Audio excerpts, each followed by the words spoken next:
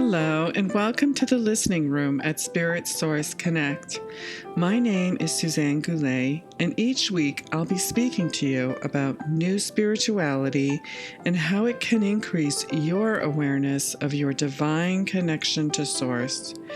You'll be offered insights, tools, and techniques so that you may improve, expand, and accelerate your spiritual growth.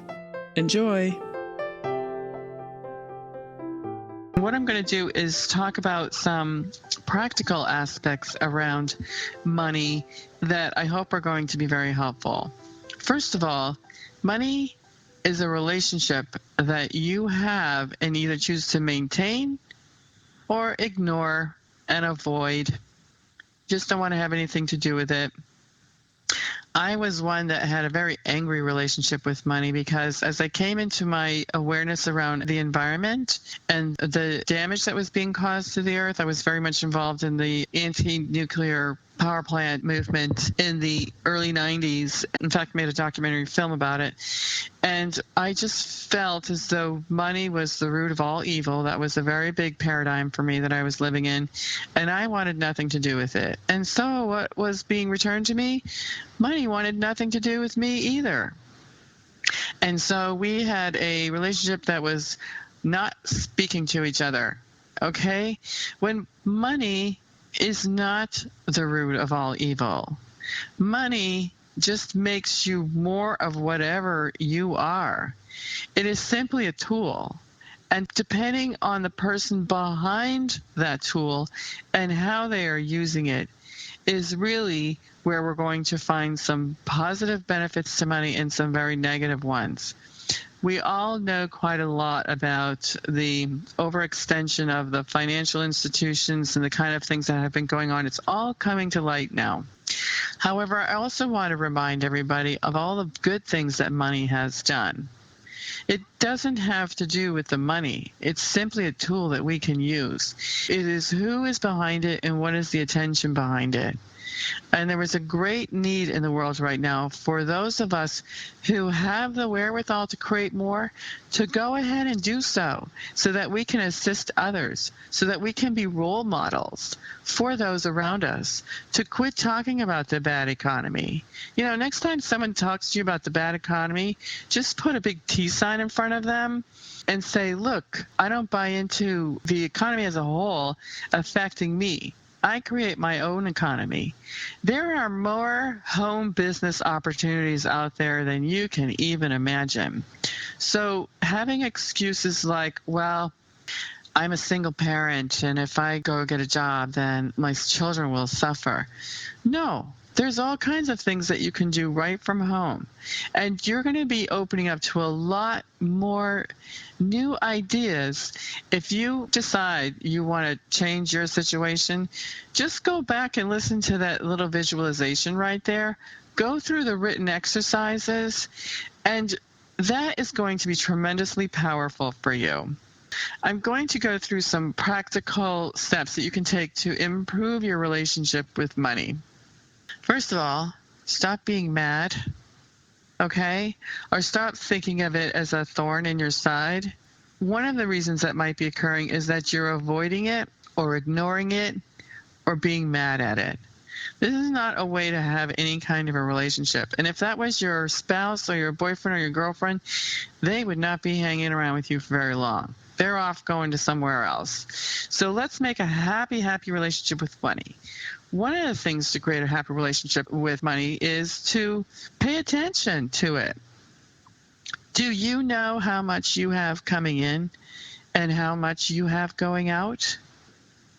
I hate to use the word budget because I don't really feel like that has very many positive connotations for anybody. But make yourself a little Excel sheet and just write down, this is what I have coming in and this is what I have coming out. And there are always ways to trim the fat. And take that fat that you have trimmed off, the savings that you have discovered, and put it in a savings account. It's very important for you to know that you're saving. It doesn't matter if you just put $1 a week into that savings account. It's going to have a tremendously positive effect on your outlook when you see that account grow. A standard to follow would be 10% of your income to go into that savings account. And it's for long term, okay? It's just there to solidify your foundation that's making you move forward. Another thing that you can do to improve your relationship with money is to write a letter, as though you're writing a letter to someone who you have a relationship with. Take some time, take about 15 minutes, a half an hour, and write down all of your thoughts. Get out everything you want to say. Open the communication. And then write another letter that's money talking to you. And I bet you any money, no pun intended, that money's conversation with you is going to be, hey, lighten up. I can provide for you a whole lot of fun in this lifetime. And we either start working together or you're not going to see any of that fun.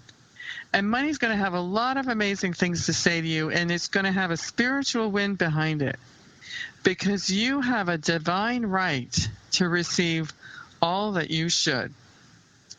Okay? Another really important aspect that I learned that I use very well is clearing out of old energy in your home and in your car. Some people's cars look like a storage unit or a garbage can. You want to be able to enter any room in your home and feel only positive energy being reflected back to you. What does that mean? You're going to take any old stuff that you have and get rid of it. I don't mean just take it from one room and put it into another room or put it into the garage. I mean, make a family project out of this. Or if you don't have, if you're single or your spouse is always busy, or although they need to participate in this too, find a friend that you can do this together in your own homes. You want to take one room per weekend and go through and clear out anything that you don't use, that you don't need, and that carries old energy for you. You want to so get it out of there. And the reason for that is that this old energy is simply holding your money vibration back, especially if you have gone from an old business that has been let go, that you're not participating in anymore, and you still have all of those files, those boxes, those books, that equipment, and you're trying to move on into a new business. It's going to be much harder for you to do so until your old business is out of your house and out of your energy. I am constantly getting rid of stuff out of my house. I want a clean, pristine place to walk into. And I did some studies with feng shui. I moved some furniture around, but the primary and the first thing they ask you to do when you're doing feng shui is to get rid of the clutter. Why? Because it actually affects your brain waves. When you walk into a clean, organized space, your mind is free and clear to imagine and for spirit to flow through. And you can be creating a new life for yourself simply by having a clear mind. How many of you know what it's like to walk into a room and all you see is project after project after project? So take some time to clear some stuff out. Donating to charity, there's a lot of community organizations that are run where you can donate your stuff and you can get a receipt and it's a tax write-off for you. Moving old clothes out of your closet is a great way to clear space for new clothes to come in. We really always have everything that we need. If you're living a spiritual life, you're being provided for right now, and sometimes we don't always recognize the spiritual wind behind the things that we are receiving. Have you noticed how much food is in your cabinets and in your refrigerator? Have you noticed that you're driving a decent car and you have a roof over your head? Have you noticed that you have everything you need in your bathroom, in your clothing closet? Do you realize that you can live with far less than you think that you need? Very often, this need to go shopping is an emotional need that's not being met. And I want to encourage you again to build up your spiritual relationship with Source. I'm going to read one more thing from A Course in Miracles, and then we're going to go. It is quite possible to reach God. In fact, it's very easy because it is the most natural thing to do in the world. You might even say it is the only natural thing to do in the world. The way will open if you believe that it is possible.